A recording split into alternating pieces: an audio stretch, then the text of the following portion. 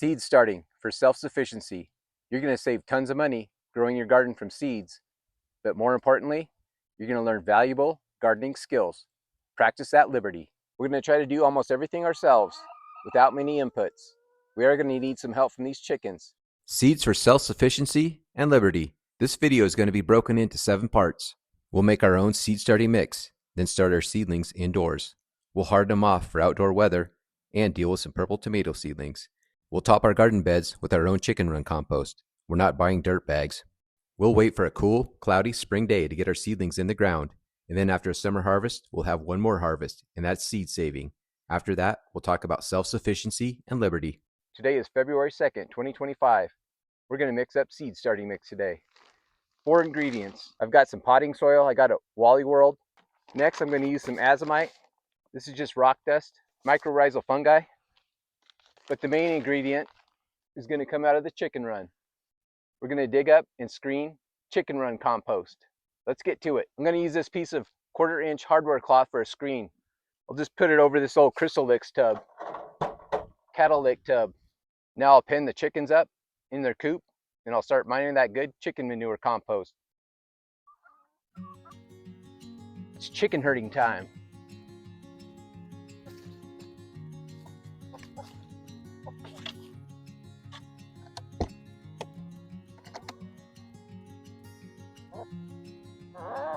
Sorry girls, gotta mine some of that good black gold. Throw off some of this coarse mulch. Get down to the good stuff. Really wet this year.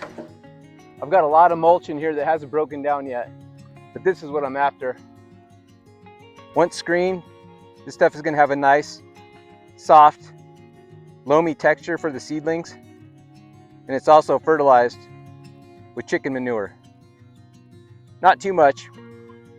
It won't be too hot. It'll have everything those seedlings need to grow. Plus we're gonna cut it with that potting soil I got at Walmart. Got our mycorrhizal fungi, azomites over here. We'll mix some of that in as we go. Let's start with the goodies.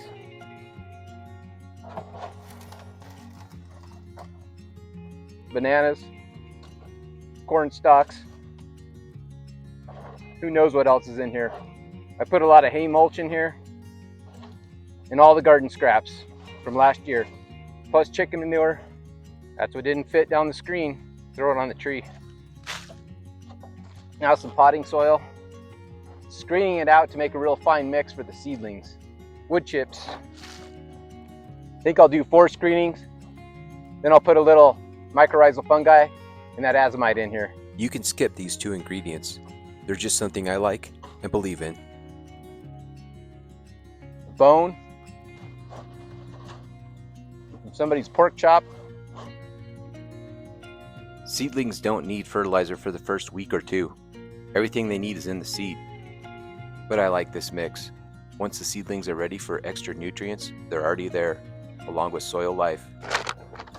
Just a little azomite. Minerals. Now some mycorrhizal fungi. Just a little bit. I'm going to let this stuff sit in my basement where it's warm. I think it'll grow a little bit. Get activated. That's what it's looking like. We'll mix all that up. Keep screening more until we fill this bucket. Mycorrhizal fungi forms a symbiotic relationship with plants. It connects with their roots and trades minerals for starch, sugar. Azomite is a mined product. It's a rock or clay dust that contains over 70 trace minerals. I learned about rock dust minerals from watching John Kohler's videos about 12 years ago, growingyourgreens.com. Video links in description on mycorrhizal fungi and rock dust. You wouldn't want to pull the fresh chicken manure right out of the coop and do this. It'd be way too hot, too nitrogen hot. This has been cooking and aging like a fine wine. A lot of gardening experts will recommend to use sterilized seed starting mix. I don't believe in that. Nothing's sterilized in nature, and seeds are part of nature. Well, that gives you the idea. Let's fast track this. And we're done. Look at this beautiful seed starting mix. Thank you, chickens. If you're a gardener, chickens is where it's at. Get chickens, stop buying fertilizer. They even help me make my seed starting mix. I've been doing this for about 5 years. I've had good results. Nice and fluffy, doesn't compact. Great for seeds, great for seed starting. This will be enough seed starting mix to get me started this spring. I always start onions first, then cabbage. Onions sometime around the middle of February, cabbage 1st of March. So this is a cattle lick tub. To fill this up, I used 2 cubic feet of potting soil, a sprinkling of azomite, 1 little package of mycorrhizal fungi. This is ½ an ounce for this whole tub. And then our chicken run compost, star of the show today. Time to turn these girls loose. Thanks again, chickies.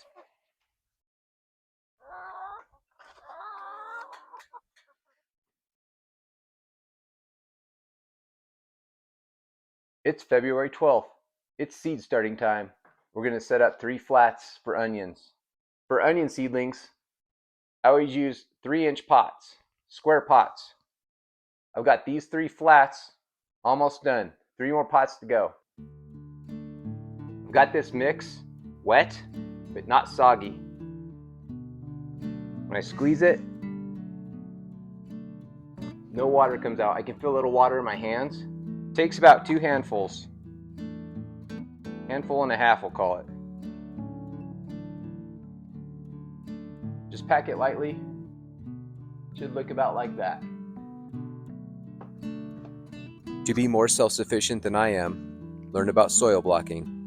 No plastic, and the tools should last a lifetime. Video link in description. Alright, I got that grow light turned off. That thing was a little intense for the camera. I got my onion seeds from Johnny's. I always get it from Johnny's, and I always get the same 3 varieties. Cabernet, a red onion, Scout, a yellow onion, and Sierra Blanca, white onion. When you're choosing your onion seed, make sure you get the right variety for your region. There's 3. There's long day onions for the north, short day onions for the south, and for those of us in between, intermediate day. That's what I am. The bulbing phase of onions is triggered by the number of sunlight hours each day. As such, 3 types of onions have been developed. Onions take a long time to mature. We're talking 110, 120 days.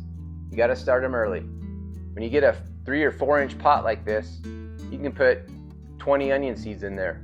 They'll all grow together, and then when it comes time to transplant them, you just pull them out. They got wiry roots, it won't hurt them a bit.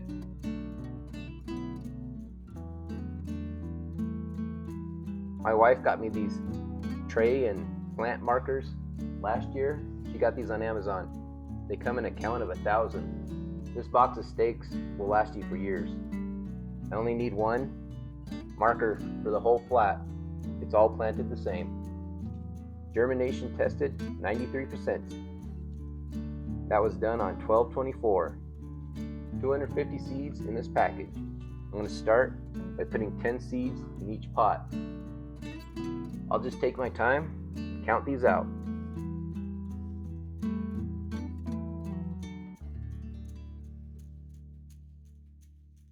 7, 8, 9, 10. 4, 5, 10.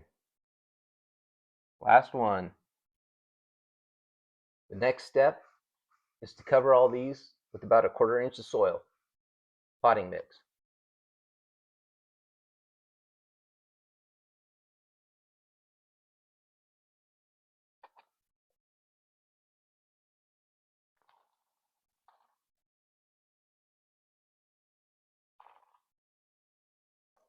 Now I'm going to pack them down a little bit. Pot works pretty good.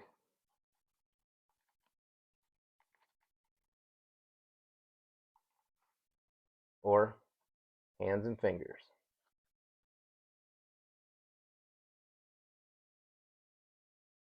And that's it. I'm not going to water. This soil is moist enough. I'm going to cover this with a humidity dome and put it on the heat mat. Let it sit. Don't mess with it. Under this grow light and under this towel, there's a seedling heat mat here. It's got a dial. I'm going to turn it up about halfway.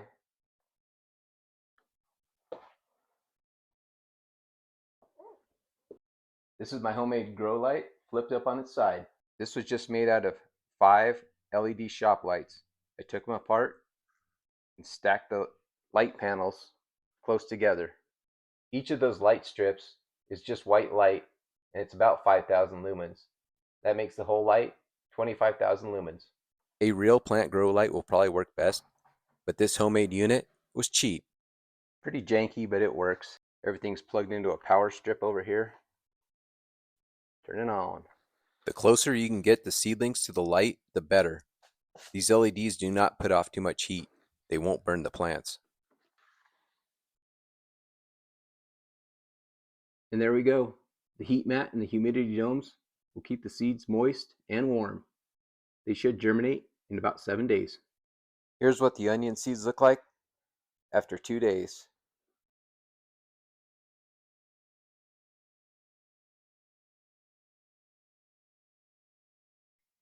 These two are drying out a little bit.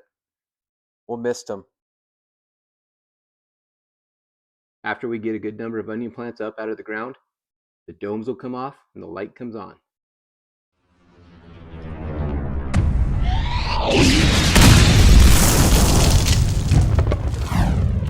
And we have liftoff. Germination. Onions 2025. Day 6. These onion seedlings have been covered with humidity domes and sitting in the dark on a heat mat for 6 days. And now we have germination.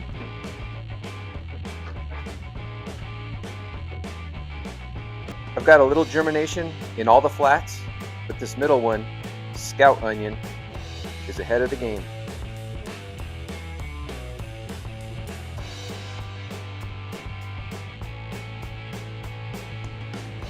In the past 6 days, these seedlings have been misted twice and they've been covered with those humidity domes. Now that we have some germination, I'm going to take the dome off one tray and it's time to turn on the light. I'm going to recover these two.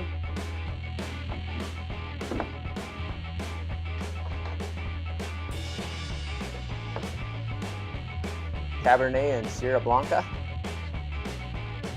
Since we have a lot of germination on Scout Onion here, we're going to leave them uncovered and under the light. Let's get that light on.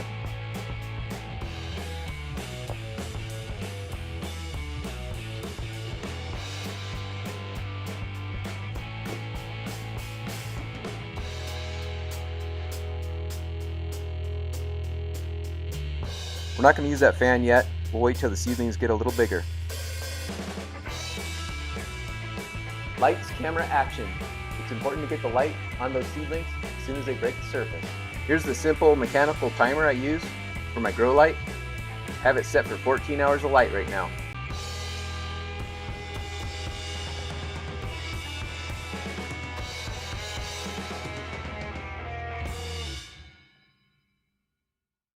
It's March 12th, and that's a good time to start cabbages, tomatoes, and peppers. I'm in zone 6. Today, we're going to plant our second batch of seedlings, and we're going to get our onion seedlings that we planted a month ago ready for hardening off. Let's fill this last tray.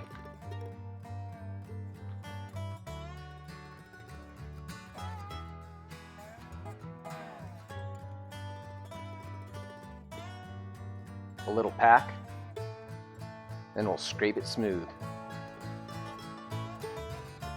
There's the month-old onion seedlings under the light. Here's the trays I'm going to plant today. We'll do cabbages first today. We'll plant these 2 trays in cabbage.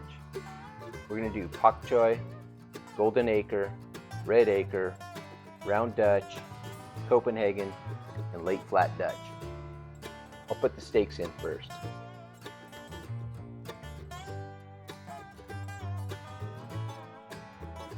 Four pak choy, 4 golden acre, 8 red acre, 4 round Dutch, 8 Copenhagen, and 4 late flat Dutch. Trays are labeled. Let's plant the seeds. I'll use my Sharpie to make some divots, about 1/4 inch deep.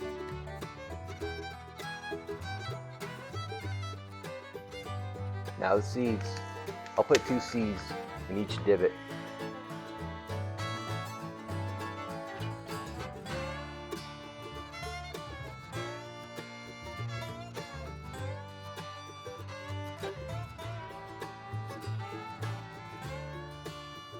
cover with soil and mist.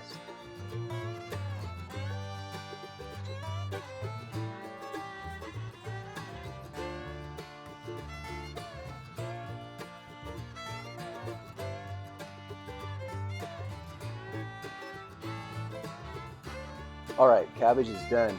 I'm going to take these trays, set them on my light, and then cover them with this humidity dome. They'll sit like that on the warm light until they germinate in the dark. It's the same process for the peppers and tomatoes. I think we'll speed it up.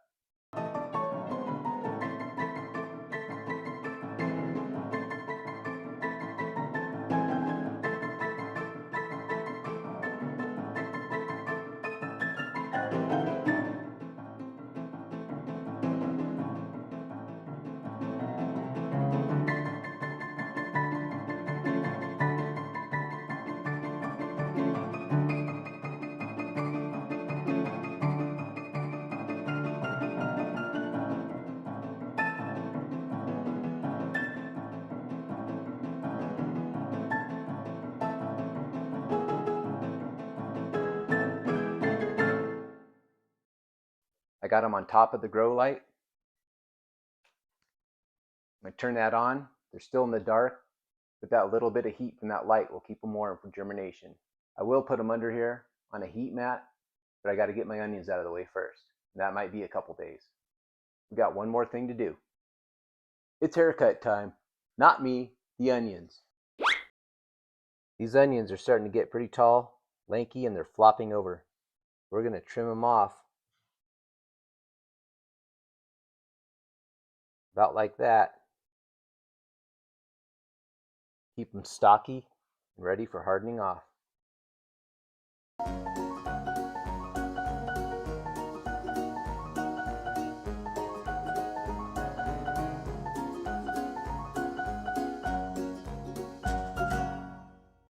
Looking sharp. We're going to wait for our cabbage, peppers, and tomatoes to germinate. Cabbage will be first, then tomatoes. Peppers usually take about 14 days. And we've got our onion seedlings ready to come off the light, get out to the windmill garden, and be hardened off. Look at you. You're weak. You wouldn't last in the real world. Time to get tough. It's a beautiful spring day. March 25th, 2025. Hardening seedlings off. They're in here. Let's go check them out.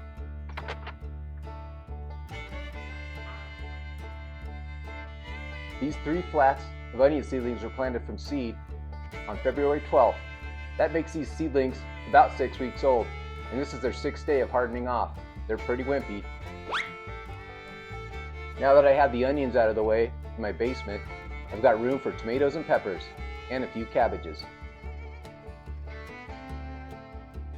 It's still a bit cold here for direct seeding, but direct seeded plants don't need to be hardened off. They come up in the sun and weather, and they're good to go. So why start seedlings indoors and then have to harden them off?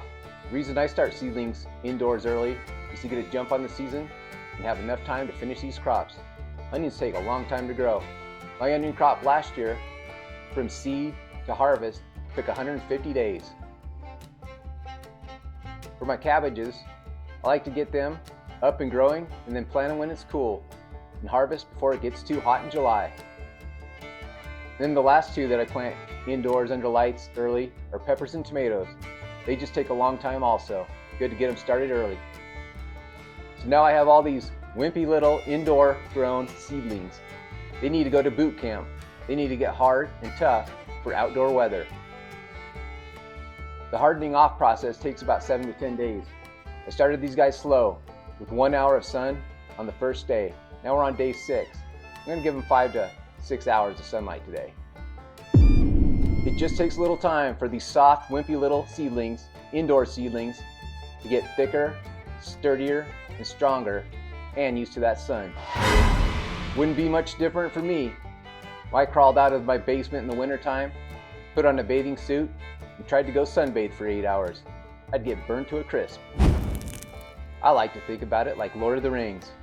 Sam and Frodo, the 2 hobbits, soft little hobbits from the Shire, had a good long time to harden up and get tough. Their long, hard trip across Middle Earth prepared them for what they saw in Mordor. And for wimpy little indoor seedlings like this, thermonuclear sunshine is like the eye of Sauron. It'll find all your weaknesses and burn you straight through the soul. Let's get these onion seedlings outside in the sunshine for boot camp training. I'll give them about 5 or 6 hours today. I'll watch them, make sure it's not too hard on them.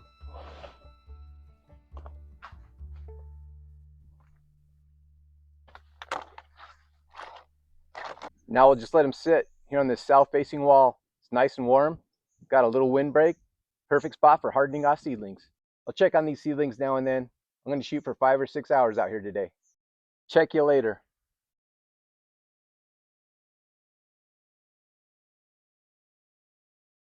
Well, I guess that's going to do it for today. It's only been 3.5 hours. But they're not looking too good. They're all drooped over, looking pretty wimpy, pretty sad. I could put them in the shade, but I think I'll just put them inside for the rest of the day.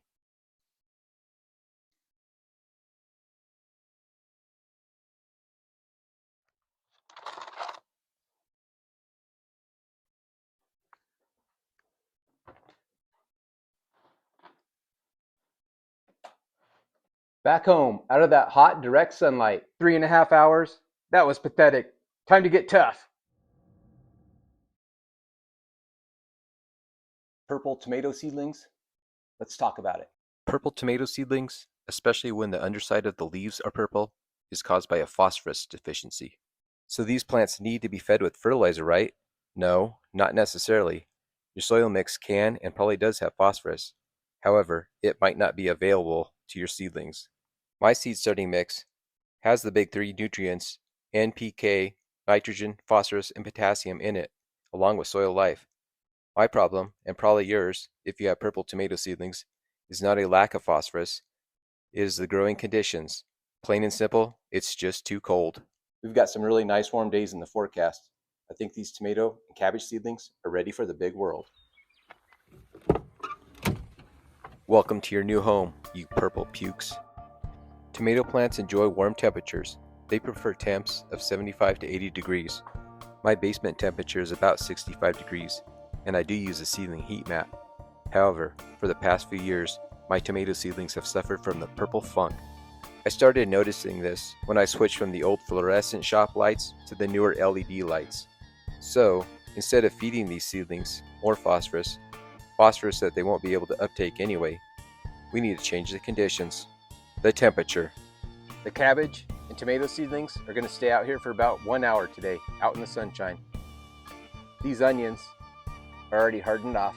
They can be out here all day. Fastest and easiest way to warm these seedlings up is to get them outside in some real sunshine.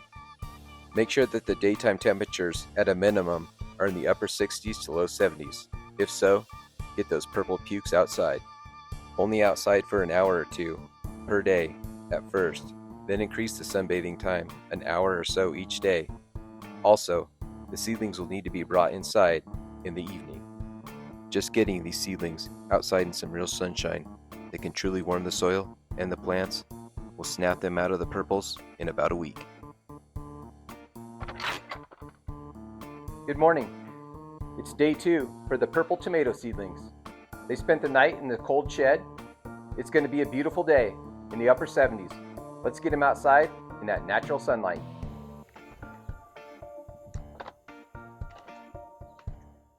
A little breezy and a little overcast. We're going to leave these tomatoes out for about an hour. Then we're going to put them in the shade.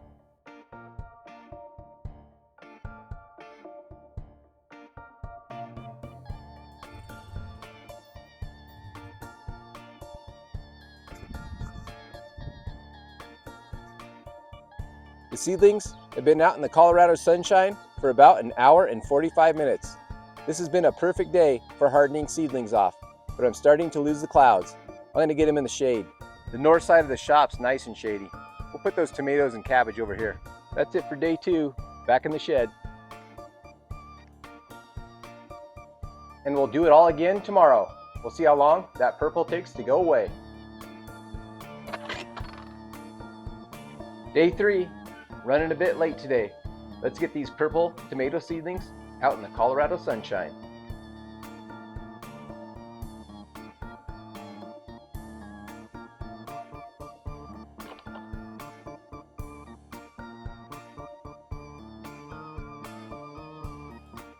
Day 4.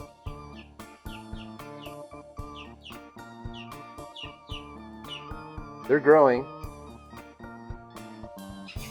Still purple. That's sunburn. But look at this one. That's what they used to do under my grow light when they turn purple. The leaves curl up and they die. Here's a new leaf. Still a bit purple. 4 days isn't very long though. We'll see how they grow out of it. It's day 5 for my purple tomato seedlings. Got them on top of the Trailblazer today because the cattle are grazing the ranch yard. I'm going to move them into the shade.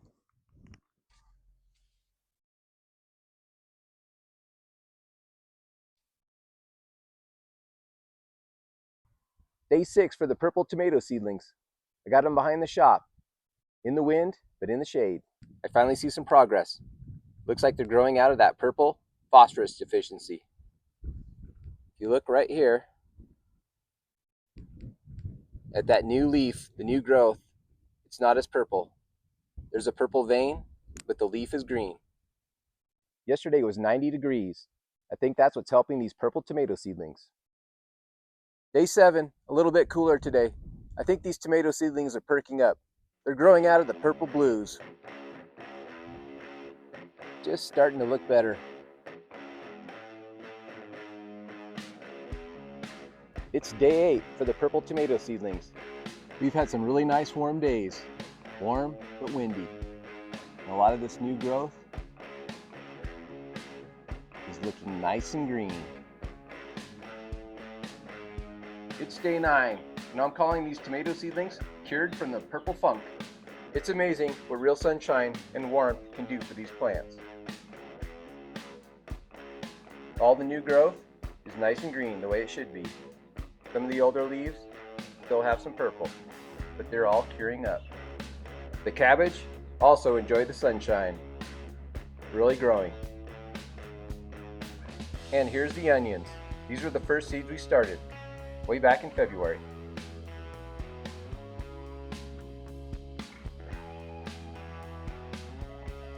Garden bed topping, but no dirt bag shopping.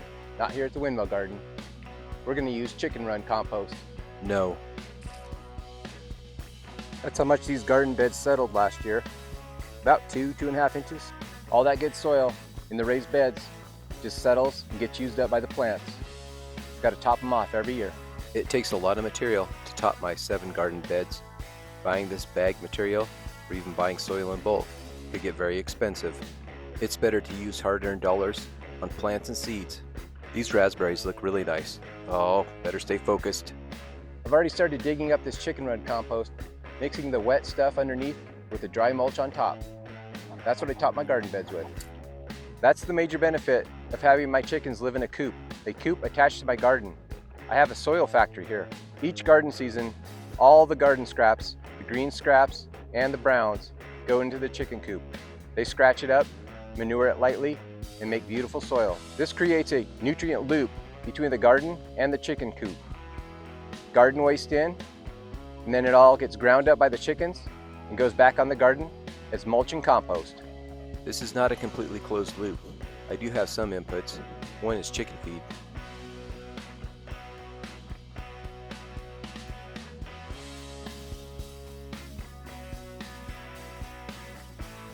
Normally, when I'm cleaning this mulch out, after I close this little guillotine door, I'll pin the chickens up in here, lock them in, open up their window. I kind of like the company today though. After raking back the dry mulch on top, I dig up the good composted soil below. And now I'll mix all this goodness together.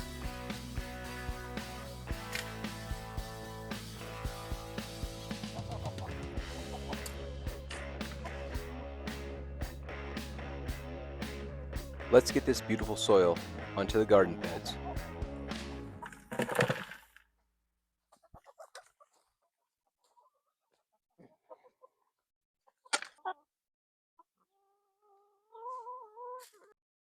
Normally, I do this on a bigger scale, use a wheelbarrow.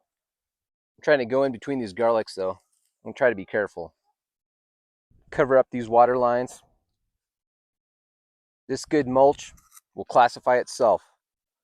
The mulchy bits float to the top, and this compost sinks to the bottom to feed the plants. Look at that good stuff.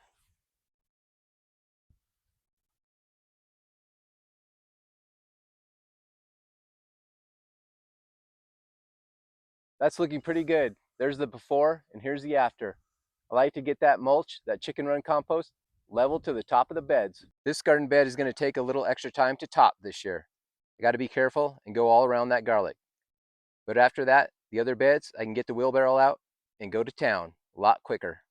Thank you very much, chickens, for all the delicious eggs and the beautiful garden soil. You fill 900 wheelbarrows, what do you get? Another day older, but you don't get sick. Chick, chick, chick, chick, chickadee, chick. Chick, chick, chick. We're transplanting cabbage today. It's April 29th, and this is zone 6. I finally got all my garden beds topped with chicken run compost. I've been waiting for a day like this, a cool day, to transplant these cabbages. I have a window of 5 days to get some seedlings transplanted into the ground before wind returns. These days will be in the 60s and 70s with a chance of rain. These trays work really nice. You can push the little seedlings out. That's what they're looking like. Roots aren't root bound. It's important to watch the weather forecast and wait for these cool wet weather breaks in spring. Transplanting is hard on seedlings, and hot windy weather is the absolute worst. Seedlings like cabbage and onions can tolerate cold weather much better than heat and wind. Southeastern Colorado is a dry climate, and waiting for weather that is more humid and brings a chance of rain is the perfect time for transplanting. Springtime temps in southeastern Colorado can be all over the place. We have had daytime temps this April in the 90s, and we still have a chance of frost into mid-May. But what really hurts my transplanted seedlings this time of year is the wind. Spring is wind season here on the Great Plains, and I can't wait for that part of spring to be over. I'm going to hustle during this cool weather to get these seedlings planted. Also, we have a lot of our springtime ranch work done. Most of our calves are branded, and feeding cattle is winding down as the prairie greens. Cabbage are planted, now I'll water them in, pray for rain, and hope for the best. That was perfect timing for getting these cabbages transplanted. It's really cooling off and some weather is moving in. Let's walk around the garden and see what else is growing. There's not much yet. We have some nice fat asparagus growing in the chicken compost. Here's a baby asparagus that came up from seed. Rhubarb's a perennial. It enjoys the cool spring weather. Here's some of the first dill seedlings to emerge. They grow back from seed. Plant dill once and you'll have it forever. Horseradish is another perennial. Comes back with no work at all. Carrots that overwintered. Sweet mint. I bought this plant. I've never been able to grow mint from seed. And here's peppermint. Catmint or catnip. The plants in these pots come back from the root. Usually, this year they died out but came back from seed. Horehound. This is in the mint family. It grows wild around here, like a weed. I planted this one. Volunteer lettuce. Enjoying the springtime. A little Asian pear tree set some fruit. Looking good. And the European pear. The chickens are busy working on a new batch of material. That'll top the garden beds next year. Back at it. Today is May 1st. This is 2 days after transplanting the cabbages. Onions today, trying to get as much transplanted during this cool hazy weather as I can. Onions have wiry roots. You can grow many of them in the same pot and then tease them apart. Doesn't hurt them a bit. I made a video last year about growing onions from seed. It's a long process but worth it. Growing onions from seed or from onion starts will give you bigger, better onion bulbs than growing from onion sets. Sometimes onions grown from sets will put their energy into a flower stalk instead of a bulb. I've got lots of room in between these garlic plants for another tall skinny plant like onions. Make the most out of your space. I'm also interplanting onions between cabbages. I do get some pest problems with cabbages, mostly flea beetles. I'm hoping that the scent of the onions, keep the pests away. I've got a long ways to go, and I might get rained out. That would be a good thing. If my new transplants would get rained on, that'd be great. At least a light rain. There's just something magical about rainwater. Well, I'll get back to planting. I'm going to try to get as much done as I can before rain.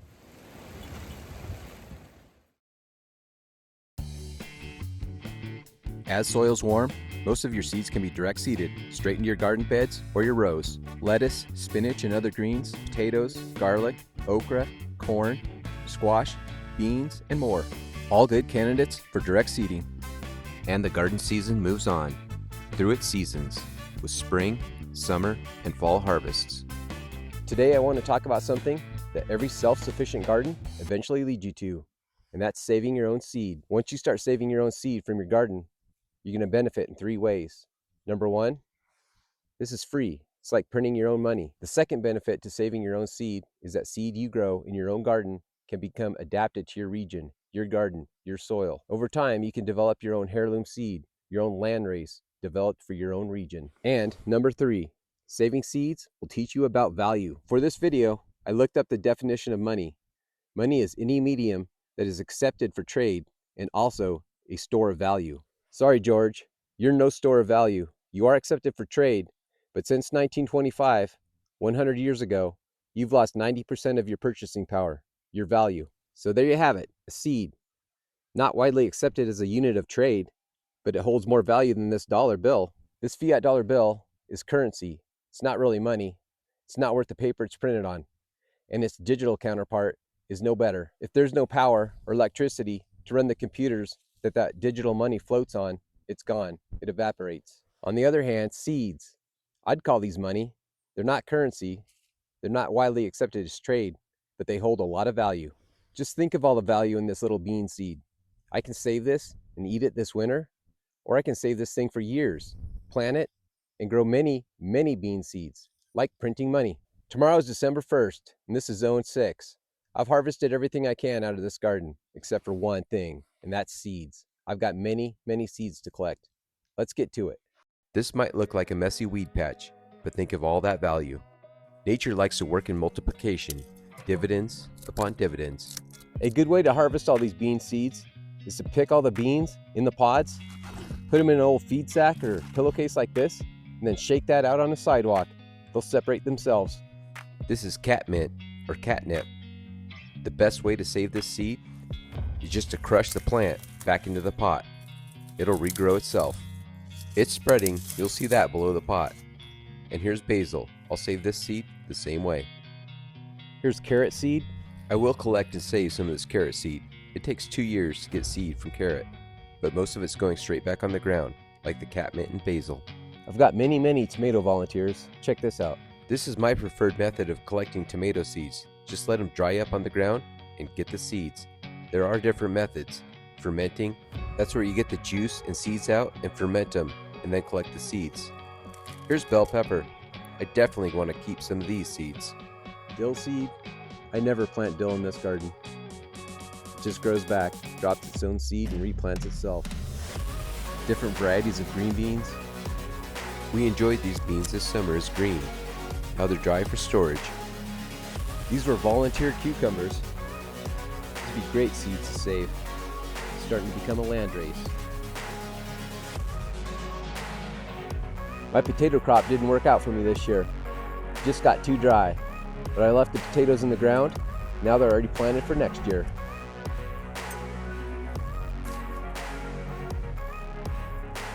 Seed potato.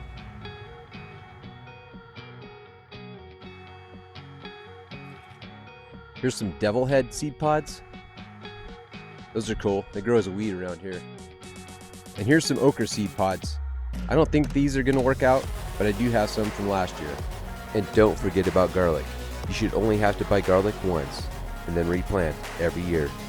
I was excited to save these tomatoes this year. The Brandywine pink. Usually heirloom tomatoes like that don't grow very well for me. They're getting pretty nasty, looking like a science experiment, but the seeds will still be good. Here's 1-year-old spaghetti squash. Not gonna eat these two, but the seeds have a lot of value. What a crop. This one's stored, 1 year, no refrigeration. One thing about saving squash seed, you don't know what you're gonna get next year, but it is a lot of fun. Here's okra and some corn I saved. Ooh. What is liberty and what is freedom?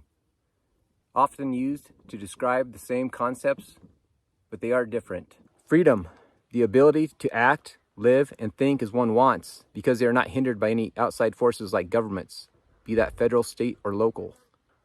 Also, any other groups that have power and authority in a society. Liberty, on the other hand, is a state of being, it's a state of mind. It's knowing that you're free and acting upon it. Today, in our place in history, gardening is mostly known as just a hobby. We have global supply chains, factory farming, and are able to purchase almost any type of food we want whenever we want it. So why would we even need to garden? For me, gardening ties back into liberty, that state of being, knowing I am free and acting upon it to grow some of my own food. It's a way of dropping out of the control system. Gardening is a way to take back some control of my own life, my own health, happiness, and peace of mind, and remembering that I am free. Time spent in the garden has been really good for me. I know that for a fact. It's like Tyler Durden said, we're the middle children of history. We have no Great War, no Great Depression. Our Great Depression is our lives. Using our liberty, putting our freedom into action can help a lot with this. Liberty gardens would be different from victory gardens in that they're not for a big cause. They're not for victory. They're not for a war cause. It's just for us to remember that we're free and act upon it. Let's start thinking liberty and start taking back control. Times are always difficult. Sometimes things are weirder than others. Right now it seems like it's kind of a weird time. Terrorist attacks, natural disasters, pandemics, and global supply chain meltdowns. The world seemed pretty out of control lately.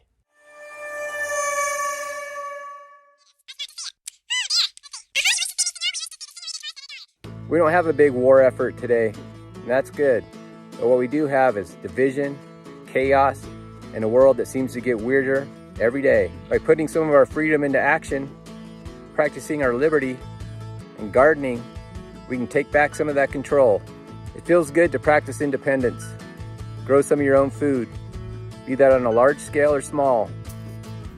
Maybe growing a big garden isn't in the cards for you. Maybe you don't have the space. And that's okay. Just start small. Start with one small garden bed in your backyard. If you don't have a backyard, maybe grow a little bit of food in some pots on your balcony or patio of your apartment. Try some sprouts or some microgreens. Grow a SCOBY and make some kombucha. Try some sourdough bread. Brew your own beer or make your own wine. Maybe you'd just like to plant a few fruit trees in your backyard.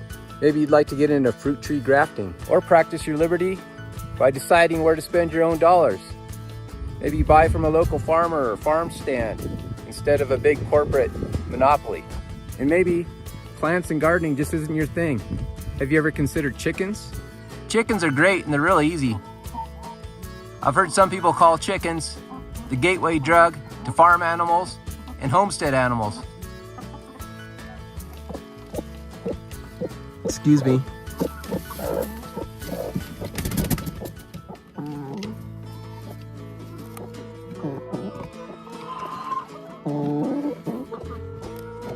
After raising chickens for a while and enjoying all those farm fresh eggs, you might decide you want some bacon. Try raising some hogs.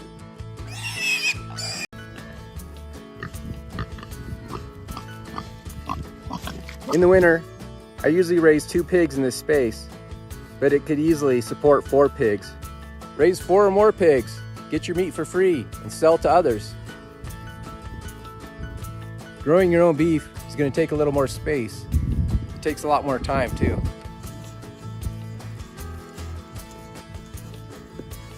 You could also buy a quarter or a half beef from a local rancher or farmer. keep your money local. We can try buying beef and pork from our local locker plants or local processors. Support our local butcher shops. Or maybe you'll get into hunting and fishing. Harvest your own food that way. You could learn all about cooking. Prepare the best meals for yourself. That's liberty. For me, it's gardening, raising my own food, my own chickens, pork, and beef. Maybe none of this gardening or farming stuff would be for you. Maybe you'd like to practice liberty by learning skills, maybe carpentry, plumbing, electrical, learn about solar panels, purify your own water, practice your mechanic skills, work on your own car, learn how to fix your own computer and try it out.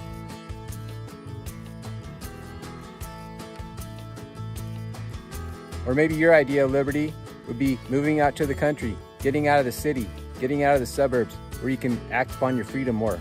There is a big movement towards homesteading, much like there was in the 70s with the Back to the Land movement. There's lots of free resources available all over. YouTube's great, books, and the internet. Learn all you can. Learn about self-sufficiency, and then start sharing what you've learned with others. Share with your friends and family. Help others learn about freedom and liberty and gardening. I think that's going to do it for this video. If you like this, give me a like and a subscribe. Tell me about it in the comments. Stay weird, keep gardening, be free, practice liberty. Self-sufficiency is practicing freedom. It's liberty. I've linked a lot of good videos in the description. Videos on azomite, mycorrhizal fungi, soil blocking, and more. Please leave your self-sufficient seed starting tips and tricks in the comment section. Let's make this video a resource.